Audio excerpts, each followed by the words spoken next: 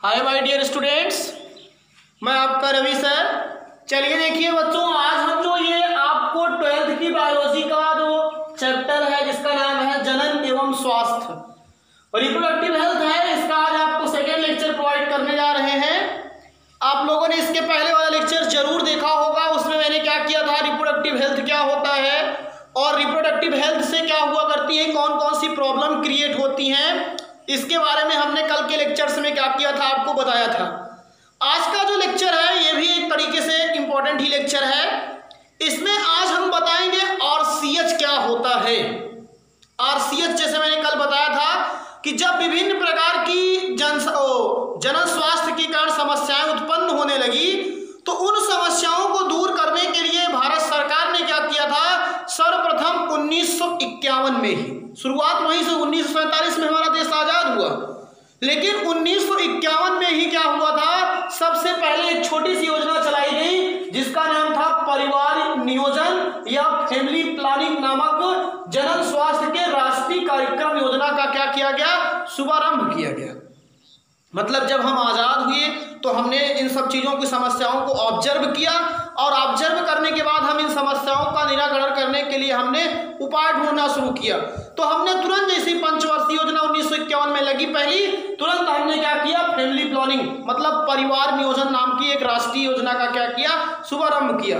इस कार्यक्रम का शुभारंभ ये कई दशकों तक ऐसे चलती रही है कार्यक्रम, जान लीजिएगा फैमिली प्लानिंग का। इसका तो सबसे ज़्यादा उपयोग जान लीजिए 1984 में बहुत ज़्यादा देखने को मिला था फैमिली प्लानिंग की।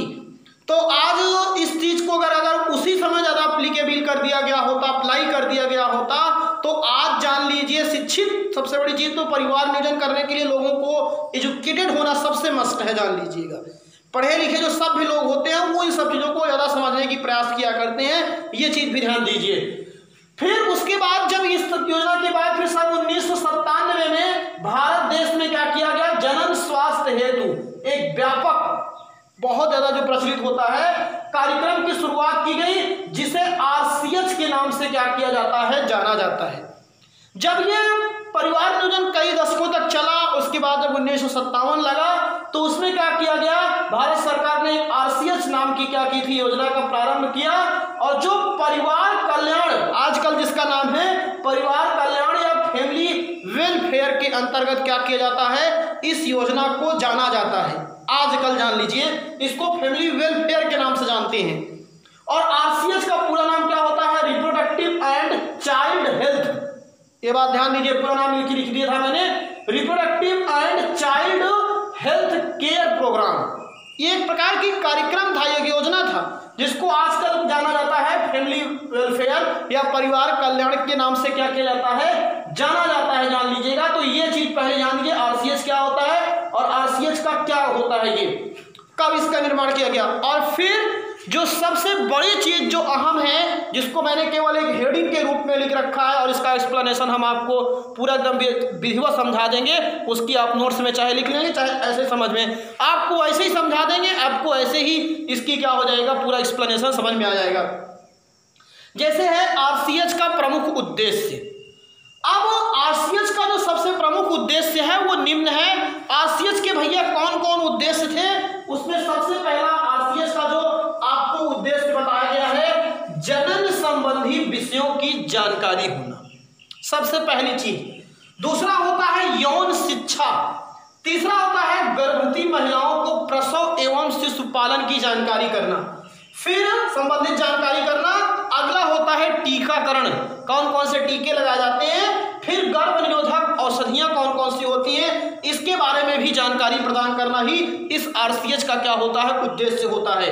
और अगला जो होता है छोटा परिवार सुखी परिवार, जानते ही हो आप अच्छी तरीके से, हम दो हमारे दो, ये सब जो स्लोगन दिए गए हैं सब इसी के ही अंतर्गत आते हैं। और मादा भ्रूण हत्या, अभी आजकल देखिए इतना ज़्यादा इस चीज़ को प्रोग्रेसिव करने के लिए कहा गया है, बेटी बचाओ और बेटी पढ़ाओ। तो ये जो हुआ करता है मादा भ्रूण हत्या के ही अंतर्गत इसको बनाया गया है, जिसके कारण लोगों को एजुकेटेड किया जा रहा है, जान लीजिए।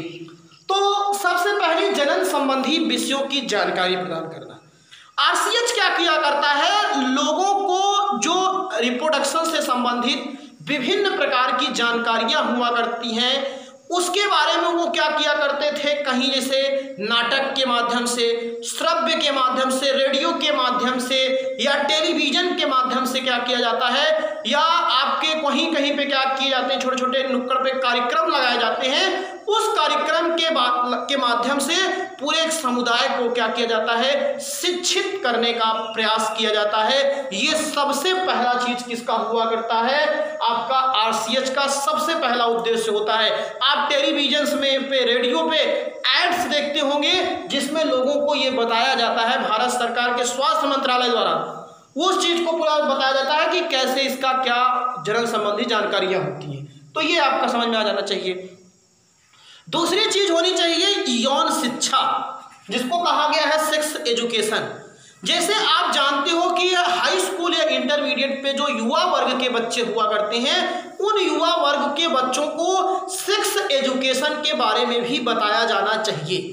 और उसके लिए एक शिक्षित, एक क्या होना चाहिए, जो प्रशिक्षित ट्रेंड व्यक्ति हुआ करता है, वही उन बच्चों को, जिसके प्रति बच्चों का विश्वास हो, जिसको बच्चे ज़्यादा आइडियल मानते हो, उस टीचर्स के द्वारा क्या होना चाहिए, एक बच्चों को जो सेक्स की एजुकेशन होती है उसके बारे में उनको बताया जाना चाहिए, ताकि जिसके कारण उनके भविष्य में जो आने वाली इस प्रकार की सेक्स से रिलेटिव समस्याएं हुआ करती हैं उनका निराकरण हो सके और वो किसी निरुद्देश्य या जो विसंगतियां हुआ करती हैं उसके प्रति वह ना जाए। ये सेक्स एजुकेशन होनी चाहिए। इसीलिए देखिए आपकी जो एनसीईआरटी पैटर्न है उसने 8वीं और 9वीं की ही बुकों में ही, आपकी एनसीईआरटी के ही बुक में इन सब के बारों में जो युवा वर्ग के बच्चे थे, क्योंकि वहाँ पे जैसे 8वीं 9वीं 10वीं 11वीं 12वीं में बच्चे यूथ होते हैं और जब यूथ होते हैं तो उनमें शरीर में विभिन्न प्रकार के परिवर्तन होते रहते हैं। तो उन सभी समस्याओं का निराकरण करने के लिए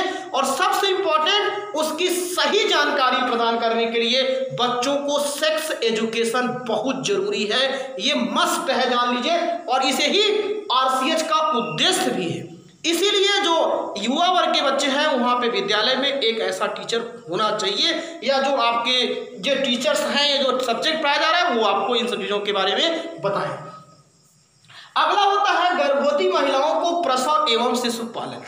जैसे सबसे पहले आप जानते हो कि जब हमारा देश आज़ाद हुआ तो हमारे यहाँ उतनी अच्छी मेडिकल सुविधा नहीं थी, तो जो प्रेग्नेंट लेडीज हुआ करती हैं उनको कैसे प्रसव होते थे, उनको किस तरीके से लेबर होता था, कौन कौन सी समस्याएं होती थी, और बच्चों को कौन कौन से समय अनुसार क्या होना चाहिए, उनका न्यूट्रिशन चाहिए, कब उनको भोजन देना चाहिए, इन सभी जानकारियों के बारे में, बच्चे को 6 माह का है तो क्या पिलाना चाहिए, फिर उसके बाद क्या देना चाहिए, इन सभी उसके केयर कैसा करना चाहिए, उसके संबंधित कौन कौन सी बीमारियां होती हैं, इन सब के बारे में भी जानकारी होना चाहिए। और जो प्रेग्नेंट लेडीज होती हैं उनके शरीर में कौन कौन से आयरन कमियां होती हैं, उनको क्या क्या खाना चाहिए, इन सब के बारे में भी जानकारी देना ही आरसीएच का उद्देश्य है। एक नॉर्मल तरीका है, आपको समझ में सब आ जाएगा। केवल आप इसका हेडिंग लिख करके ऐसे सब ब्लैक पेन से लिख लीजिएगा, आप खुद एक्सप्लेन कर सकते हो, ये मेरा विश्वास है। अगला होता है टीकाकरण। टीकाकरण आप लोग जानते हो बच्चों में बहुत बीमारियां हुआ करती हैं, जैसे चेचक हुआ करता है, हेपेटाइटिस होता है बच्चों में, और खांसी की निमोनिया हुआ करती है। तो ये सब जो बीमारियां हुआ करती हैं इसीलिए वैक्सीनेशन किया जाता है। आजकल तो इतनी वैक्सीन ज़्यादा एडवांस टाइम हो गया कि जब लेडीज प्रेग्नेंट होती हैं तभी उनमें से क्या किया जाता है, वैक्सीन्स देना शुरू कर देते हैं, ताकि जो डेवलप एम्ब्रियो होता है उसको वहीं से उसकी इम्यूनिटी पावर मजबूत हो, और फिर जब बच्चा जन्म लिया करता है तो उसको अलग अलग अंतराल पे, टाइमिंग पे क्या किए जाते हैं, विभिन्न प्रकार के जो ये टीके हुए करते हैं वो दिए जाते हैं। तो ये टीके कब लगाए जाते हैं, इन सब के बारे में भी जानकारी प्रदान करना ही किसका उद्देश्य होता है, आरसीएच का उद्देश्य होता है। एकदम कंफर्म होगा पूरा टॉपिक। और फिर गर्भ निरोधक विधियों की जानकारी करना, जैसे मैंने बताया परिवार नियोजन में, फैमिली प्लानिंग में ये सबसे इंपॉर्टेंट चीज़ है। अगर जैसे कोई लेडीज़ हैं, अगर वो चाहती हैं कि हम अभी प्रेगनेंसी रिसीव ना करें, तो अगर वो किसी कारण बस जान लीजिए अगर उनकी प्रेगनेंसी रिसीव हो गई है तो उनको अगर संतान जन्म नहीं देना चाहती हैं तो उस संतान को अवॉइड करने के लिए उन्हें विभिन्न प्रकार की विधियों की जानकारी होनी चाहिए, जिसके द्वारा वो क्या हो सके, इसको रिसीव ना करें। उसमें आपको सबसे बड़ी चीज़ क्या होती है, जैसे विभिन्न प्रकार की जो टैबलेट्स हैं, चाहे वो मालाडी होती है, चाहे वो सहेली होती है, चाहे आपके जो अन्य बैरियर मेथड्स हैं, ऑपरेशन के मेथड्स हुआ करते हैं, या फिर जो आजकल एकदम एडवांस चल रही कॉपर टी क्या हुआ करती हैं, ये जितनी भी गर्भ निरोधक की विधियाँ हुआ करती हैं उनके बारे में इनको क्या होनी चाहिए, जानकारी होनी चाहिए। ये आरसीएच का उद्देश्य होता है कि लोगों के बीच में इसको जा करके बताएं, जान लीजिए, ताकि लोग फैमिली प्लानिंग को अपनाएं, जानते रहें। और अगला होता है छोटा परिवार। छोटा परिवार आरसीएच का उद्देश्य क्या है, आरसीएच कार्यक्रम किया करता है और उस कार्यक्रम के माध्यम से लोगों को बताता है कि अगर आपके परिवार में बच्चों की संख्या सीमित रहेगी तो उनका स्वास्थ्य, उनकी शिक्षा, सब तरीकों का आपका लाभ बताता है और उसकी उपयोगिता बताता है। और जब उस उपयोगिता को आप जानते हैं तो फिर छोटे परिवार का आप महत्व भी समझेंगे। इसलिए देखिए स्लोगन दिए जाते हैं, छोटा परिवार सुखी परिवार, हम दो हमारे दो, ये सब जो नारे हैं ये सब परिवार कल्याण योजना को बढ़ाने के लिए ही किए गए हैं, ताकि एक आम आदमी तक लोगों की ये बात पहुंच सके। और फिर मानव भ्रूण हत्या, ये तो जान लीजिए, जैसे मैंने आपको बताया था कि आजकल क्या किया जाता है, जब साइंस हमारा डेवलप हुआ तो साइंस डेवलप होता है तो जब बच्चे का भ्रूण का गर्भ में डेवलपमेंट होता है तो उसका सोनोग्राफी करके क्या कर लेते हैं, पता कर लेते थे कि बच्चे का स्वास्थ्य कैसा होता है, बच्चा कितना डेवलप कर रहा है, उसकी कैसी स्थिति है, इन सब की जानकारी किया जाता है एमनियोटिक टेस्ट के द्वारा। उसको बताएंगे भी आपको कैसे एमनियोटिक टेस्ट होता है, आपका उल्ब भेदन। और जब टेस्ट कर लेते थे तो उसमें संयोग से ये भी पता लग जाता है कि उसका 21 जो 23वीं जोड़ी का गुणसूत्र है वो सेक्स है वो कौन सा है। तो उस समय लोग क्या किया करते थे, जब कोई पता लग जाता कि फीमेल है तो उसका तुरंत जान लीजिएगा एबॉर्शन करा देते थे। तो जिसके कारण इसका बहुत, और हमारे देश में क्या हुआ, जो मेल और फीमेल का रेशियो था वो डिस्टर्ब होना शुरू हुआ। आज भी अब देखिए महिलाओं की संख्या कहीं कहीं देश राज्य में बहुत कम है, फीमेल का अनुपात जो है लिंगानुपात। तो जिसके कारण फिर सरकार को ने क्या किया, इसके लिए फिर उन्होंने बैन किया और बैन करके उन्होंने कह दिया कि ये एक आपराधिक कार्य है, अगर कोई भी इस तरीके से कार्यक्रम करता है तो जो पेरेंट्स हैं, डॉक्टर हैं, सबको कानूनी कार्रवाई की जाएगी। तो ये इसके बारे में भी लोगों को बता रहा, इसलिए देखिए कार्यक्रम बना करके विभिन्न प्रकार के, मैंने तो अभी बताया, बेटी बचाओ बेटी पढ़ाओ का स्लोगन करके लोगों को शिक्षित किया जा रहा है कि इन सब चीज़ों से रोका जाए। तो ये सब आरसीएच के उद्देश्य हैं और आप खुद विचार कीजिए, जितनी भी बातें बताई गई, अगर इन सभी बातों को लोगों को बता दिया जाए तो लोगों को किस तरीके से रिप्रोडक्टिव हेल्थ के बारे में सारी बातें एकदम क्या हो जानते रहे। और मैं एक छोटी सी आपको एकदम सीधी सी बात बताना चाहता हूं कि यहाँ तक आपको बता दीजिए, और सब कार्य करने में लोगों को जान लीजिए थोड़ा हेजिटेशन हुआ करती है, लेकिन अगर इन सब चीज़ों को लोगों को बताना होता है तो लोग कहीं ना कहीं अपने आप को कमज़ोर या वीक समझते हैं। इसीलिए जब वहाँ पर उनको कि आप किसी तरीके से उनको प्रॉब्लम क्रिएट होती थी, तो इसीलिए गवर्नमेंट ने इसको योजना बनाया, प्लान बनाया और एक आधिकारिक तौर पे इसको लोगों के बीच में पहुंचाने का प्रयास किया, जिससे हमारा समाज शिक्षित हो।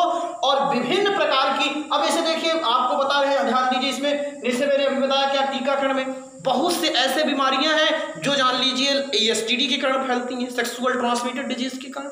आज पूरा देश एड्स जैसी बीमारी से ग्रसित है।